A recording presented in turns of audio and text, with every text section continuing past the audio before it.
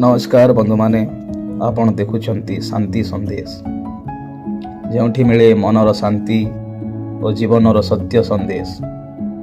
आजिर संदेश से मानक पाई जे माने परिश्रम करुछंती किंतु सफलता ए पर्यंत दूरे लागुची। आपण केबे भाबिछंती कि मु एते चेष्टा करुची तथापि किछि काहेकि बदलुनी? जदि हाँ तेबे ये वीडियो आपणक पाई। समय पूर्वरु फल मिले नाही, बीज पकाइले सही दिने फल मिले नाही। समय लागे, धैर्य लागे।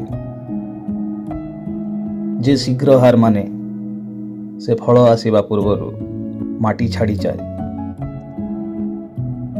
प्रत्येक ठोकर पचारे तुमे आउ शक्तिशाली हेबो कि?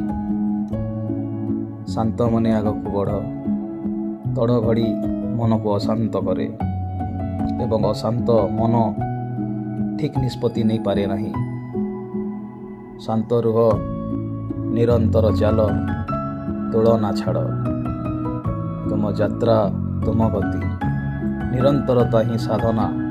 जे प्रतिदिन नीरवरे निज कर्म करे सही दिने आलोक होई उठे।